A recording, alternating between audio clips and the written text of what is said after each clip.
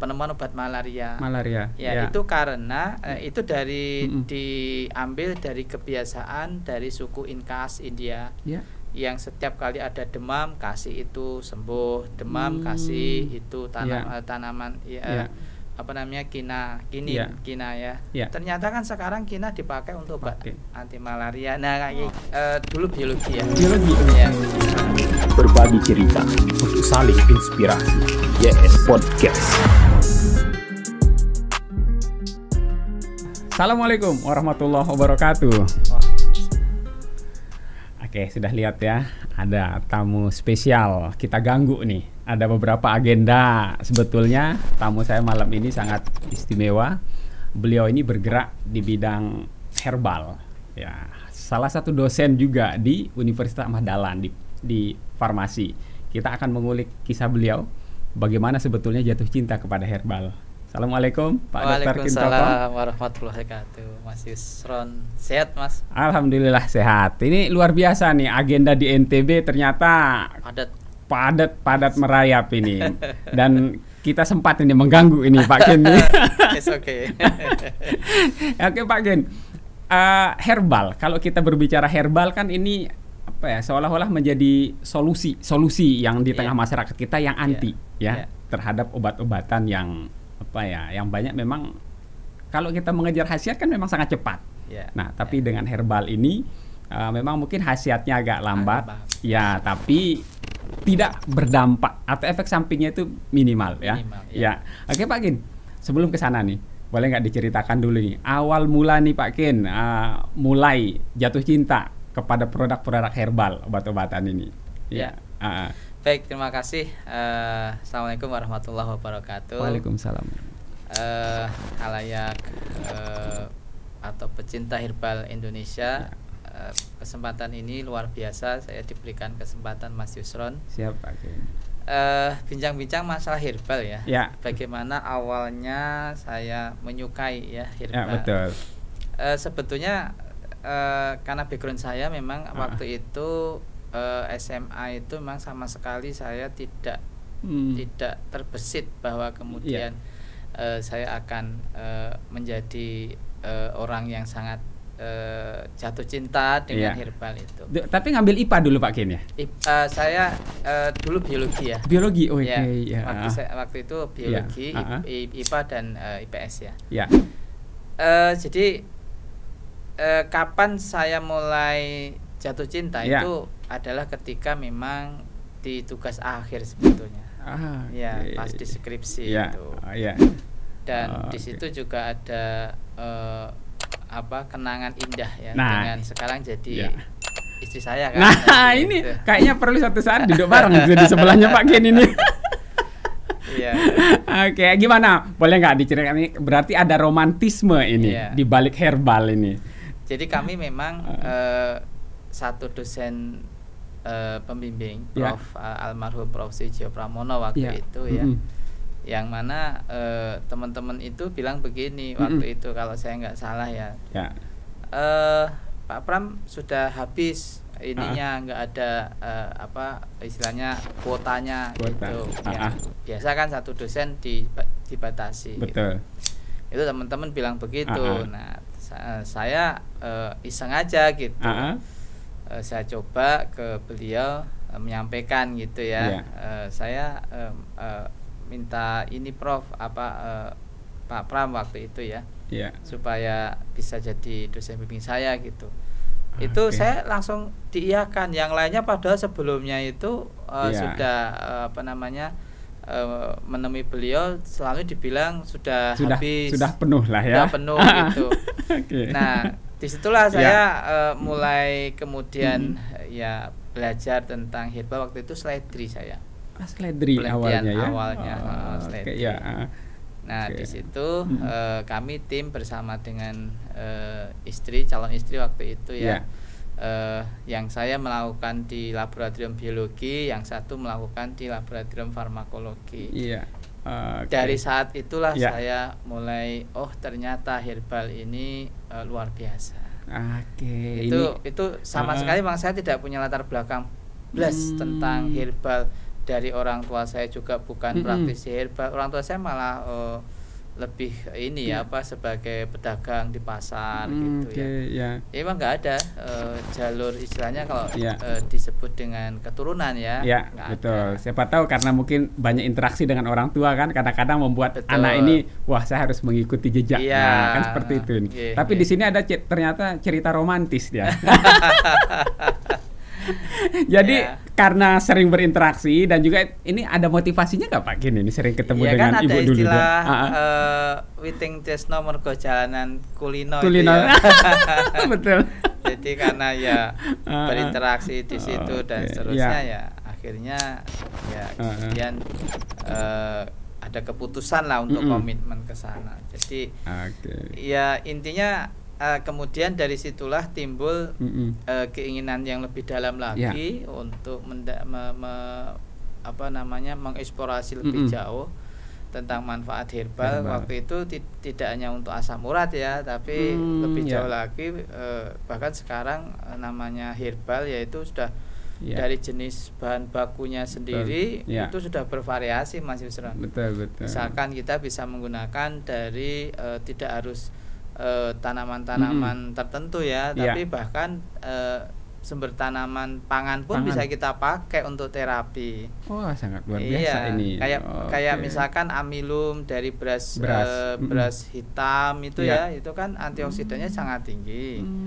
Itu kita pakai untuk terapi. Kemudian dari jenis tanaman rempah-rempah ya, kemudian tanaman buah sayuran, tanaman hias bahkan bisa kita pakai. Tanaman hias pun sampai tanaman hias misalkan ada miana, koleus ya, kemudian cocor bebek dan seterusnya, itu kan tanaman-tanaman hias ya, bisa kita gunakan. Termasuk tanaman-tanaman liar yang jumlahnya luar biasa. Itu sebetulnya cara belajarnya. Kalau sebelum saya belajar ke China memang masih menggunakan logika-logika, misalkan apa sih kandungan di dalamnya gitu kan. Mungkin ada juga cerita dari nenek moyang lah kita anggap. Oh ya ini berkhasiat gitu. Kemudian Pak Kin merasa kayaknya perlu dibuktikan nih secara ilmiah gitu ya. Artinya pembuktian dari nenek moyang itu sebetulnya menjadi petunjuk kita untuk mengembangkan. Saya kasih contoh misalkan. Kalau nenek moyang mengatakan ini direbus ya, diseduh gitu.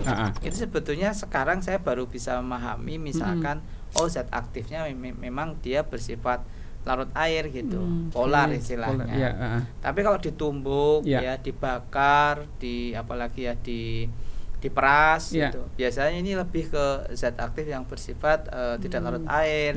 Jadi memang kalau diseduh atau direbus tadi beda hasilnya gitu. Ini realitas dari ilmu nenek moyang ya. Jadi belajar tentang, tapi saya bukan ahli nujum ya.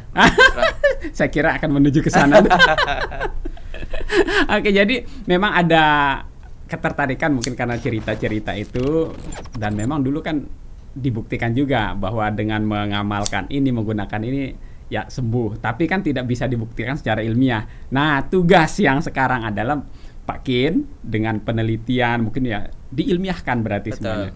Oke, dalam perkembangannya Pak Kin, seperti apa sebetulnya obat-obat herbal ini? Kan sekarang sedikit label obat itu herbal.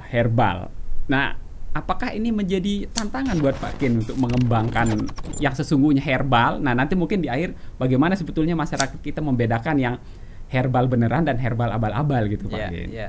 Mungkin. Ya, artinya kalau kita bicara tentang herbal, kita harus bisa meyakinkan bahwa yaitu pertama adalah herbal yang biasa dipakai oleh nenek moyang kita. Itu untuk menegaskan bahwa nenek moyang kita itu sebetulnya sudah punya kearifan lokal.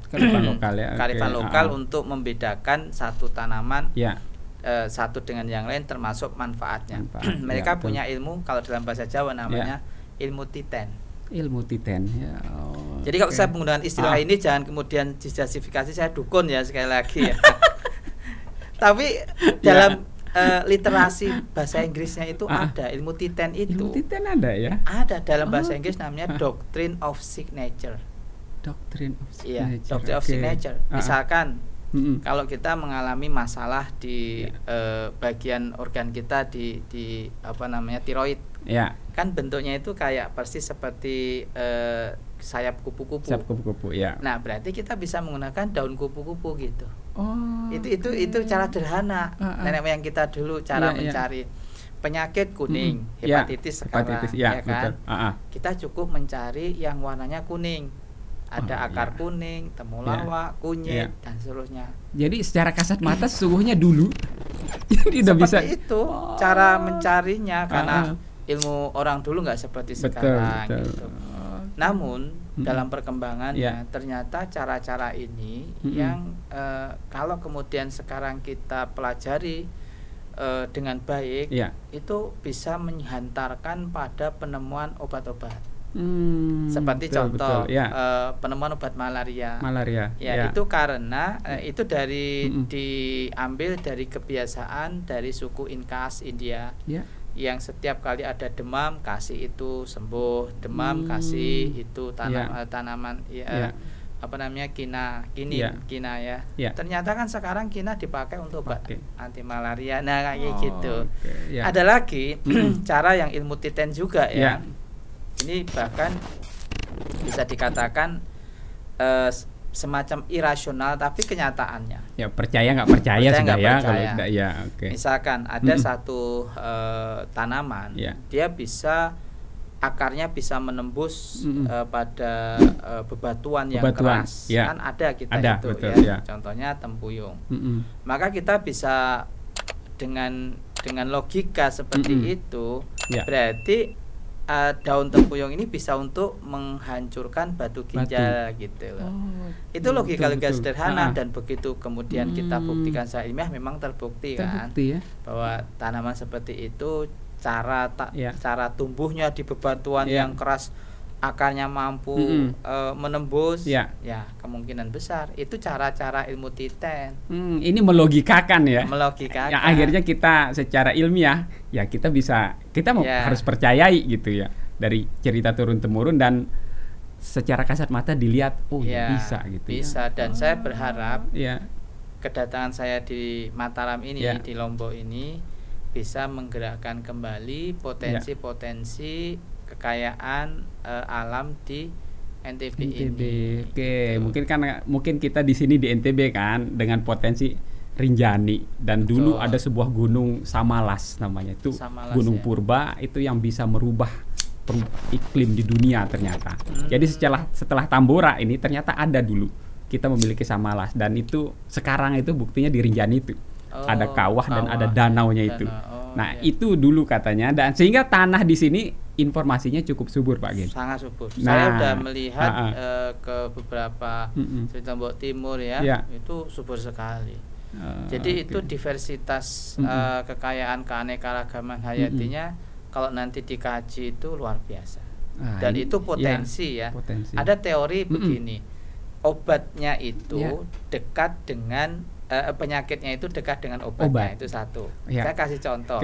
Kalau Mas Yusron makan udang, kan? Yang menyebabkan kolesterol kan badannya, itu yang lunak itu. Tapi cangkangnya itu anti kolesterolnya. Justru cangkangnya sering kita buang kalau kan, keliru kan jadinya. Mestinya kan dimakan. Kalau mau anti, kan biar dekat. Betul. Terus ada lagi melinjo. Menyebabkan asam urat. Asam urat, betul. Nah, antinya kan di kulitnya itu kan. Kulitnya dibuang. Kulitnya dibuang lagi ya. Kita kan sukanya main buang aja gitu. Tapi di Jawa dibuat sayur kan? Sayur asam. Ya betul. Nah, jadi logika ini itu menyederhanakan sebuah konsep yang dianggapnya kompleks, rumit dan sebagainya. Ternyata obatmu adalah di mana kamu ada di situ. Obatnya adalah di mana dekat dengan penyakitnya. Kalau obatmu adalah apa yang ada ditumbuh di situ di mana kamu berdomisili, itu konsepnya menjadi etnomedicine. Seperti itu. Ini sangat luar biasa. Berarti apa yang ada di sekitar kita itu obat yang terbaik untuk kita. Karena saripati tanah diambil sesuai dengan apa yang kita ambil hari-hari kan. Kita makan ya tumbuh-tumbuhan yang ada di situ, sumber pangan dan seterusnya. Nah, konsep ini banyak dibuktikan dengan nanti adanya riset-riset atau kajian-kajian etnomedicine yang barusan tadi Mas Yusron kita mengumpulkan teman-teman peneliti dari berbagai perguruan tinggi di Nusa Tenggara ini terutama di Mataram. Kita mau ajak yuk bareng-bareng yuk kita eksplor itu kekayaan alam yang ada di Nusa Tenggara untuk menjadi sesuatu yang bisa solusi terhadap masalah kalau Ibu Wakil Bupati Wakil Gubernur beliau mengatakan masalah di sini masih seperti stunting, seperti itu masih tinggi kan. Betul. Nah, itu bisa kita mulai back to nature. Oke. Nah di sini ada juga yang cukup khas dan mulai banyak dikembangkan, kelor misalnya. Kelor. Iya. Sangat terkenal ya. Kelor betul, bahkan ada sampai UKM yang go internasional gara kelor ini. Dan kebetulan juga pernah duduk podcast di sini. Pak Nasrin, ahlinya, Dr. Kelor dia disebut. Dr. Kelor. Ya, nah dalam penelitiannya juga ternyata beliau tertarik karena ternyata orang dari luar rela datang ke sini dari Belanda kalau nggak salah atau Jerman itu membeli bertonton kelor. Dia kan curiga, ada apa ini? Kenapa mengeksplor kelor sedangkan kita hanya menjadikannya sayur bening di sini? Iya.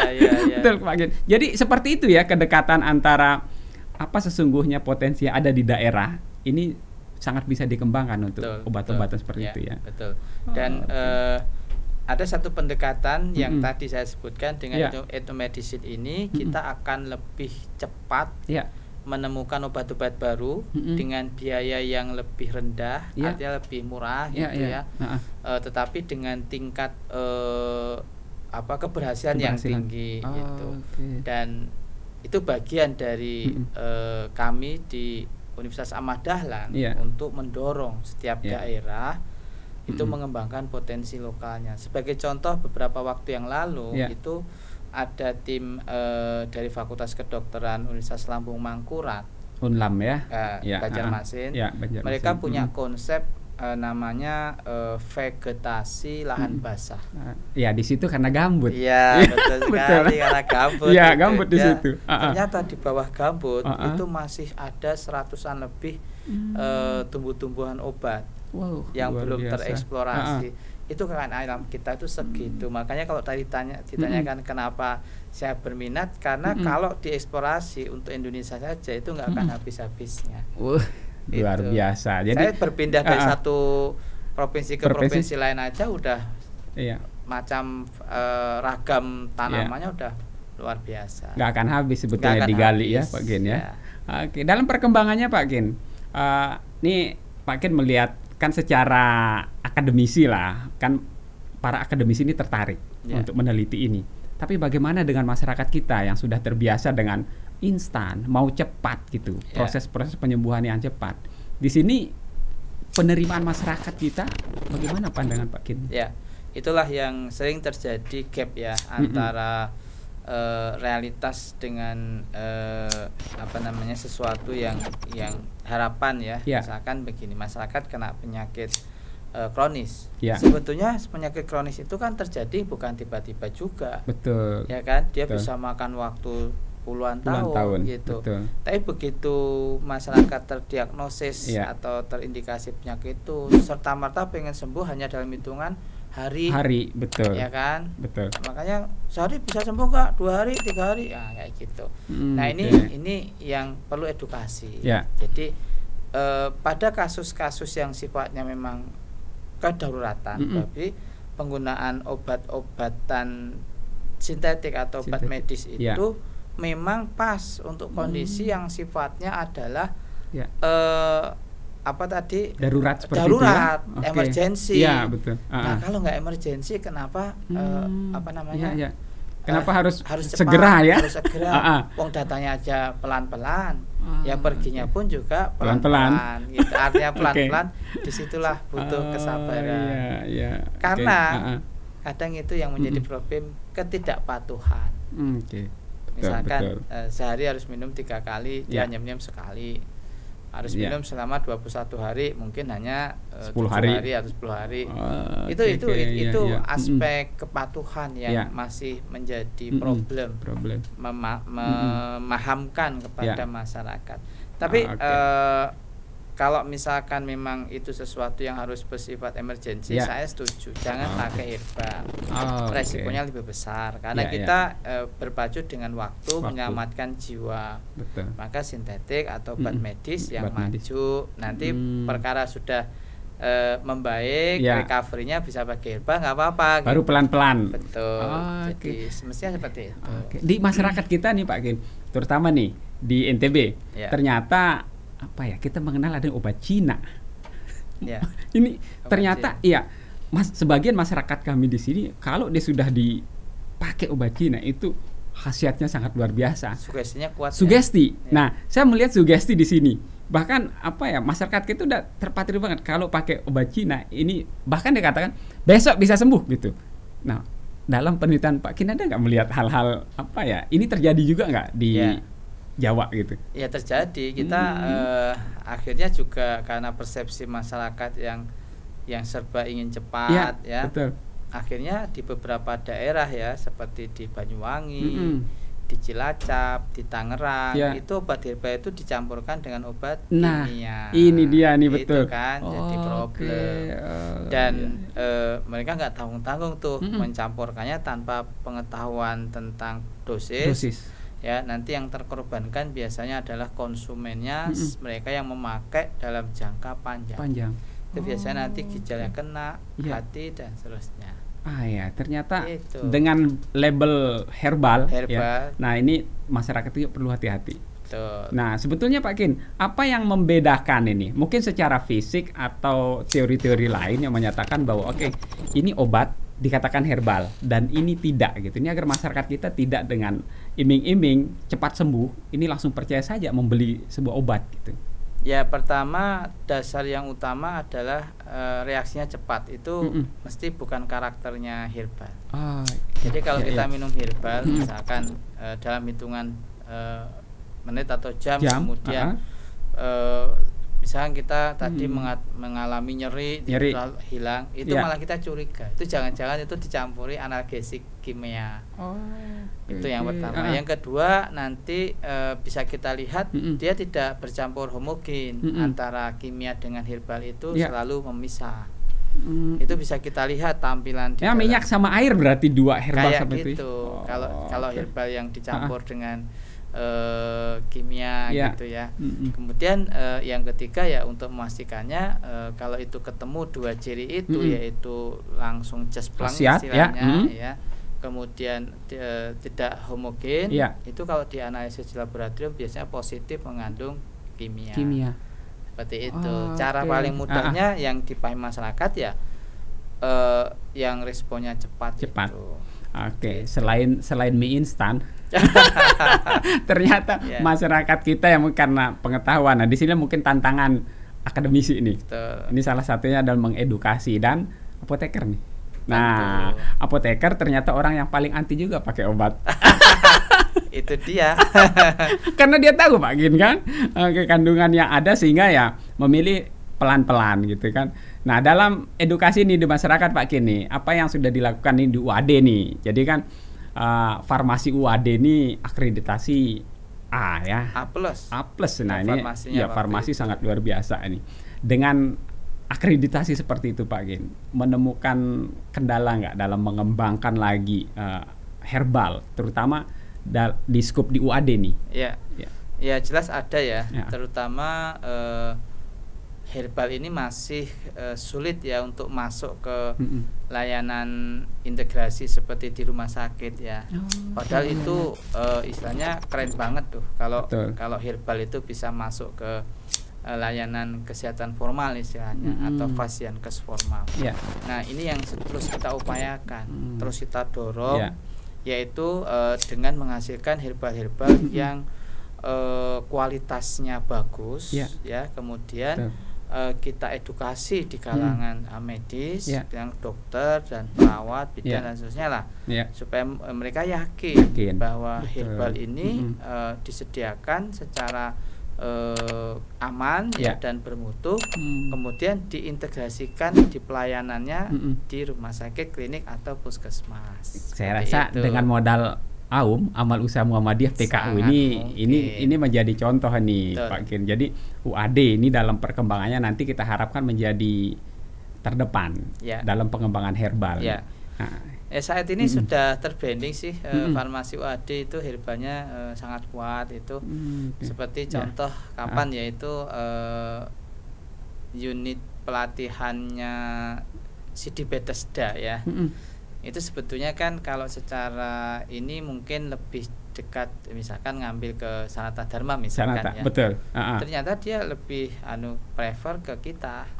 Kalau ditanya kenapa ya? Karena UAD dianggap oleh mereka loh ya, itu yang mengatakan mereka dalam hal herbalnya jauh lebih kuat. Misalnya seperti itu. Ini pengakuan yang sangat luar biasa nih. Ya, ada bukan dari pihak kita loh, itu di luar kita gitu. Ya, eksternal ini udah mengakui eksternal, ya.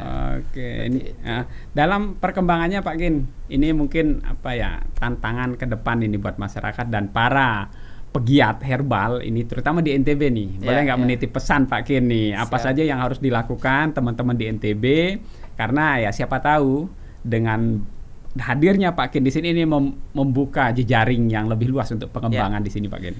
Ya, baik. Kita lihat Peraturan Menteri Kesehatan 381 2007 tentang kebijakan obat tradisional nasional. Nah, di sana ada 3 pesan penting Mas Yusron. Yang pertama adalah pesan budaya. Bahwa jamu atau herbal itu bagian dari sebuah budaya kearifan lokal ya. Yang ini terus harus didorong, dilestarikan dan seterusnya. Yang kedua adalah pesan kesehatan. Bahwa herbal itu bisa digunakan untuk pencegahan, peningkatan kesehatan dan seterusnya ya, promotif, preventif gitu ya. Itu menyadarkan kepada kita bahwa jauh sebelum masyarakat modern saat ini mengenal obat-obat kimia, masyarakat zaman dahulu itu menggunakannya mesti herbal ya kan. Itu pesan ini harus tersampaikan. Yang ketiga adalah bahwa herbal itu sejatinya emas hijau. Nah, iyalah, karena dia potensi ekonominya besar betul. Saya mencoba membuat sebuah persamaan yang saya sebut dengan least square method untuk mengestimasi nilai berapa ekonomi, sih nilai ekonomi suatu herbal. Itu sudah masuk 1 triliun. Wow, luar biasa potensi ekonomi yang ada di emas hijau ini. Emas hijau. Maka saya dengan dasar 3 ini mengajak kepada seluruh masyarakat di Nusa Tenggara Timur, ayo kita lestarikan budaya yang sudah dititipkan oleh pendahulu kita, nenek moyang kita ya. Baik itu dari suku Sasak ya. Kemudian ada suku Samawa dan Bojo di Bima. Ya, betul. Sasambo itu Sasambo, betul Pak Gen. Itu menurut saya bagian tugas tanggung jawab kita untuk melestarikan khasanah pengobatan tradisional itu. Yang kedua tentu harapannya ikut menyelesaikan problem kesehatan yang dikatakan tadi, kasus-kasus stunting masih banyak, kemudian penyakit-penyakit kronis dan seterusnya. Inilah yang harus kita dorong gitu. Dan ketiga ya syukur-syukur kemudian memberikan harapan pada peningkatan kesejahteraan atau istilahnya emas hijau tadi. Emas hijau. Oke, sangat luar biasa Pak Gen. Ini kan menjadi tantangan tersendiri terutama nih untuk para farmasis yang ada di Nusa Tenggara Barat bahwa ada tambang lagi nih, tambang hijau yang akan menghasilkan emas yang sangat luar biasa ternyata kalau melihat potensi yang ada di Nusa Tenggara Barat. Nah, semoga Pak Kin nih harapan saya yang ada di YS Podcast ini memberikan edukasi kepada masyarakat kita di Nusa Tenggara Barat bahwa ada potensi yang cukup tinggi. Dan ingat tadi bahwa perbedaan herbal dan yang tidak ini juga menjadi penting untuk masyarakat kita. Karena di sini dengan sugesti ingin cepat sembuh ternyata mampu. Ini salah paham masyarakat kita ini terkait dengan herbal, Pak Gin. Oke, terima kasih Pak Gin. Sama-sama Mas. Ini kesempatan yang luar biasa hadir di YS Podcast. Semoga bisa memberi edukasi kepada masyarakat Nusa Tenggara Barat. Oke, terima kasih sekali lagi Pak Dr. Kintoko. Semoga makin membanggakan untuk seluruh sivitas akademika Universitas Ahmad Dahlan. Terus memberi penelitian-penelitian yang akan membanggakan lagi nih. Dan alumninya farmasi ternyata cukup banyak di sini Pak Gin. Iya, alhamdulillah ya. Oke, semoga demikian. bisa kontribusi positif ya alumni kita di UAD di Nusa Tenggara Barat ya. Amin. Dengan jumlah yang luar biasa farmasi yang ada di NTB, insya Allah kontribusi cukup baik di sini Nusa Tenggara Barat. Sekali lagi terima kasih Pak Gin atas kesempatannya. Baik, sahabat YS Podcast, demikian perbincangan saya dengan Dr. Kintoko. Beliau ini memang menghibahkan hidupnya, penelitiannya bersama istri tentunya ya di bidang herbal. Semoga giat-giat beliau ini makin mendapat sambutan di tengah masyarakat kita, dan tentu harapannya adalah ada ungkapan yang sangat luar biasa bahwa penyakit itu sangat dekat dengan obatnya. Nah, ini yang perlu kita dekatkan lagi, bahwa potensi-potensi batangan emas, batangan hijau kata beliau ini perlu kita gali lebih jauh, terutama di Nusa Tenggara Barat. Demikian sahabat YS Podcast yang bisa kami bahas. Semoga bermanfaat. Assalamualaikum warahmatullahi wabarakatuh. Waalaikumsalam.